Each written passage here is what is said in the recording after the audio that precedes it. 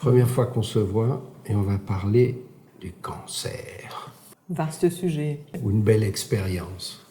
Donc je me présente, je suis Ghislaine Perovic. Alors je suis maintenant une retraitée heureuse, mais j'étais, pendant mon épisode de cancer, j'étais l'administratrice d'une clinique privée dans les Hauts-de-Plaine-Williams, qui a fait donc que cette expérience était encore probablement plus compliquée d'une certaine manière et peut-être plus simple d'une autre manière. Et vous? Alors moi, c'est Marc-Antoine Chop. Je suis un patron d'entreprise, retraité il y a 25 ans et psychologue. J'accompagne beaucoup de gens à être bien dans leur vie. Et donc, à un moment donné, j'ai un cadeau de la vie. Parce que je l'ai pris comme un cadeau. Dans ma philosophie de vie, dans ma compréhension de vie, oui, chaque épreuve est une occasion de grandir. Et j'ai eu d'autres épreuves, mais j'ai jamais eu quelque chose sur moi-même. Et là, on m'annonce que j'ai un cancer. Bing! C'est vrai, enfin, vous avez un parcours de vie intéressant, je dirais, avec plein de différentes choses. Allons dire que moi, depuis que je suis jeune, ce mot cancer me hante. Mon père a eu un cancer, ma mère en a eu 3, mon oncle est mort de cancer, enfin bref. J'ai fait, moi, j'ai beaucoup lu, je me suis beaucoup documentée, je me suis dit, je vais mener une vie saine, pas d'alcool, enfin, un petit verre de vin de temps en temps, mais bon, pas de cigarette, beaucoup de sport, j'adore le sport. Et donc, pour moi, c'était impossible que moi, j'ai un cancer. C'était pas possible.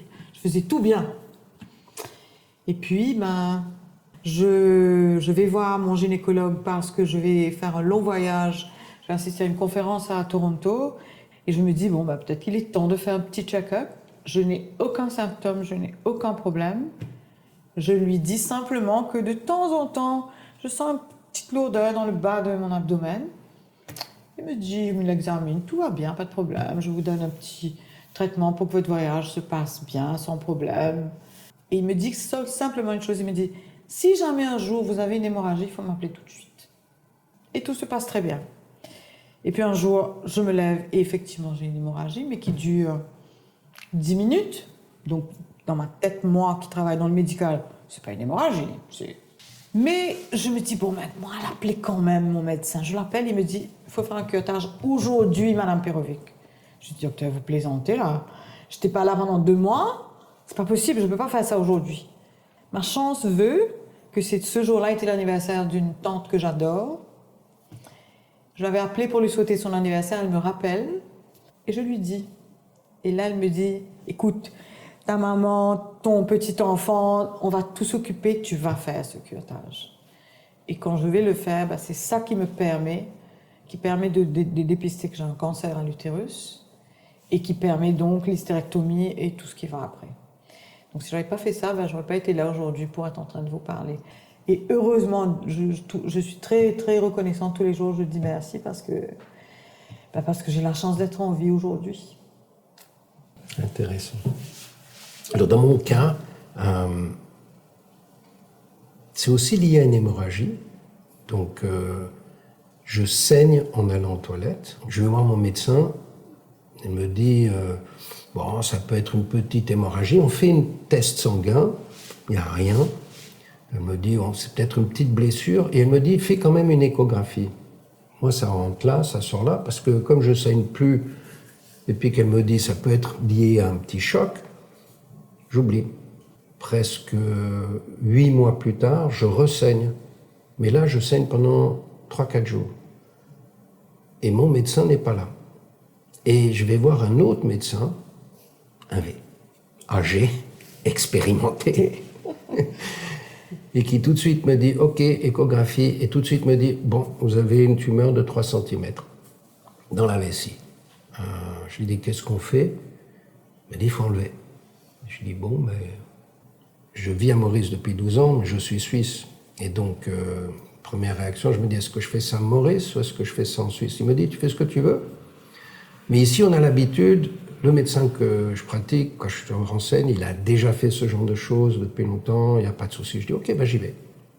Quand j'ai appris ça, ma première réaction, bien sûr, c'était, pourquoi moi? Je vis sainement. Et je me dis, c'est quoi ce truc?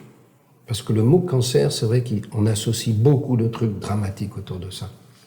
Et qu'est-ce que je fais? Je me renseigne. Très vite, j'apprends que les gens qui ont passé des cancers sérieux, stade 4, ou qui sont en stade 4, l'état d'esprit est le plus important. La manière dont je vais prendre cette expérience, et est-ce que je dis « oups, victime foutue, je ne peux rien faire, tout fout le camp », et donc je rentre dans une démarche où complètement je suis victime, ou bien non, c'est une épreuve, on a plein d'épreuves dans la vie, et bien c'est une épreuve, et quand on s'intéresse à cette épreuve, on va voir qu'il y a plein de solutions qui existent. Même des gens en stade 4, médecins, qui vivent depuis 5 ans en stade 4, et qui évoluent, et qui partagent. Et là, je reçois un petit toc, toc, toc, c'est le temps vraiment de t'en occuper. C'est comme ça que je le prends. Et à aucun moment, j'ai pensé que j'allais avoir plus de complications. Pour moi, le process, il était évident. Il y a des choses à faire. Voilà ce qu'on va faire. Je me suis bien sûr bien renseigné sur quelle technique utiliser. Et puis j'ai fait. 6 mois plus tard, c'était parti. C'était bien. Je suis tout à fait d'accord. Hein. C'est les mêmes sentiments. C'est la peur. C'est la peur d'abord parce que on a des enfants, on a une famille, on a un job. C'est la peur. Et puis comme je dis, disons que moi c'est quelque chose avec lequel je vivais depuis tout le temps et je me suis dit, j'ai fait tout pour ne pas avoir, mais voilà, je suis atteinte moi aussi. J'ai vu de près comment est-ce que quand les gens sont malades et qu'ils ont par exemple un cancer stage 3, stage 4, comment est-ce que les gens perdent leurs amis, les gens qui sont autour d'eux, beaucoup de gens ne sont plus là pour vous quand on est malade, c'est une réalité. Donc ça aussi c'est une peur un peu sociale. Mais c'est un moment de grande solitude où on a besoin d'accepter, parce que si on n'accepte pas, je crois que c'est là que les choses se dégradent. On a besoin d'accepter. Cette personne qui m'a mise devant la réalité en me disant « va te faire dépister, va te faire tester », je me dis heureusement que cette personne a été là sur mon chemin à ce moment-là. Sinon, je ne l'aurais pas fait. Et ça aurait été une catastrophe pour tout le monde, finalement. Dans mon cas, moi, j'ai pas de problème à parler. J'ai parlé autour de moi parce que je disais, vraiment, c'est une expérience, c'est une aventure de la vie. Et c'est une maladie comme si on avait la grippe d'une certaine manière, pour moi. On peut regarder le verre à moitié vide ou à moitié plein. Et quand on commence à regarder le nombre de gens qui grandissent de ça, qui grandissent de cette épreuve et qui deviennent meilleurs humains, moi, c'est ça qui m'a intéressé. Pour certains, on dit rien, on arrive, on a le diagnostic, on nous dit pas grand-chose, qu'est-ce que tu peux faire? Ça dépend beaucoup des médecins. Oui. Donc on est plus une victime, un patient qui est pris en charge mais qui ne sait pas ce qui se passe. Pour moi, c'est ce qu'il y a de pire. Par contre, si je deviens patient et on voit qu'aujourd'hui on reçoit de l'information, en tout cas moi j'ai reçu l'information de Darnay, très vite, avec un petit leaflet, des informations que j'ai trouvées très utiles. Une vidéo comme on est en train de faire aujourd'hui, c'est très utile pour qu'on puisse rassurer des gens que dans ce processus, oui, il y a des étapes, il va se passer un certain nombre de choses. C'est pas la fin du monde, c'est juste une épreuve. Et ce qu'il faut surtout pas faire, je me dis, c'est il faut pas écouter les gens qui vont venir vous dire « Mais non, c'est ok, tout va aller bien ». Ça, ces gens-là, j'ai envie de leur taper dessus. Parce que je me dis, mais qu'est-ce que tu sais, toi, que tout va aller bien? Non, je dis au contraire. Une visite au médecin, un dépistage, oui, ça coûte un peu de sous, mais je pense que d'abord, la paix d'esprit n'a pas de prix. Et que quand on fait les démarches qu'il faut, ça va aller mieux. Aujourd'hui, on accède à énormément de tests à des prix qui sont quand même assez raisonnables. Donc, ça ne coûte rien d'aller peut-être faire de temps en temps un test un peu plus approfondi. Alors, qu'est-ce que j'ai appris de cet échange?